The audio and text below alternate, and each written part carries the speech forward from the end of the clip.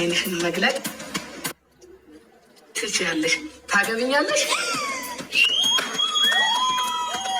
አብርሽ በዚህ መልኩ ከሄርሜላ ጋራ የቀለበት ፕሮግራም አድርጓል።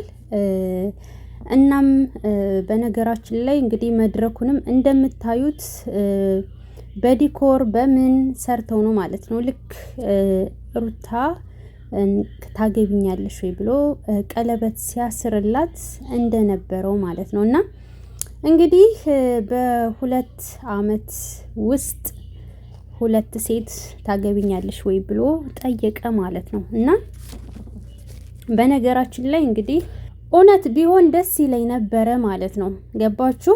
እና እንግዲህ ያንቺ ተራም ደግሞ የሆነ ቀን ደርሶ ታለቅሽና ከዛ ወደ ሌላዋኛዋ ሴት ይሄዳል ማለት ነው። እና ምን አለች ትላላችሁ? ይችን ቀን እንዳትረሷት። እና ዛሬ ላይ ዋጋ የከፈለችውን እንደዚህ አድርጎ እንደምታዩ አንገቷን ሲስማ ሲጠመጠምባት፣ አበባ ሲሰጣት፣ እግሯን ሲያጥባት፣ ብዙ ነገር ሲያደርግ ነበር። የወይና ደስታ የዛኔ በቃ ልዩ ነበር። እና እንደዛ ሲያደርግ የነበረ ሰው ዛሬ ላይ ደግሞ እንደውም ሩታን በጣም ያቅፋት ነበር፣ አይተሽ ከሆነ ማለት ነው። እስኪ ተመልከች። እና ለሷ እንደዛ ልነጠፍልሽ ልዘርጋልሽ ልሙትልሽ ብሏት ዛሬ ላይ እንደዚህ ያደረገ ያንቺም ቀን ደግሞ ይደርሳል ማለት ነው። ምክንያቱም ይደርሳል፣ አትጠራጠሪ፣ በደንብ ነው የሚደርሰው። ምክንያቱም ለሷም እንደዚህ ብሏት ስለነበረ ማለት ነው። እና ያ ቀን ደግሞ ሩቅ አይደለም። ተረኛዋ ደግሞ ማን ትሆን? ተረኛዋ ማን ትሆን?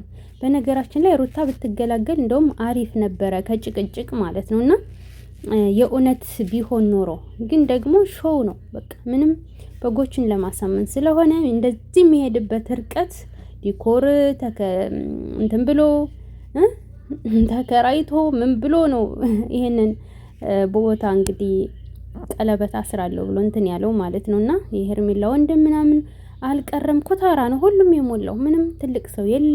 ቀለበት ፕሮግራም ሲባል ትልቅ ሰው ይሳተፋላ። እናት አባት፣ የሷ ቤተሰቦች፣ የሱ ቤተሰቦች። ቀላል አይደለም፣ ቀለበት ቀልድ አይደለም። እና የህይወት ጉዳይ ስለሆነ ግን አንድ ትልቅ ሰው የለም። እንደምታዩት ሁሉም ኩታራ ነው። ያ ደግሞ የሆነበት ምክንያት ሾው ስለሆነ ማለት ነው። እና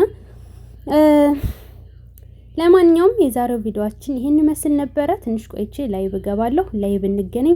ሰብ ላይክ አድርጉ የኔ ማሮች። ሄርሜላ ፊት ደግሞ እዩት፣ በርበሬ መሰለ ማለት ነው። አለቀሰሽ ማለት ነው። በሷ ቤት በቃ አለቀሰሽ በደስታ ማለት ነው። እሷ እኮ ቲክቶክ ላይ አገባሃለሁኝ ብላ እኮ ፖስታለች በነገራችን ላይ። እና ፊቷን በምን አሽታው ነው? ቲማቲም የምንድነው? ሽንኩርት ነክታ ፍንጫዋን ነክታው ነው። ለማንኛውም የኔ ወዶች ያው ላይ ብንገናኝ እሺ።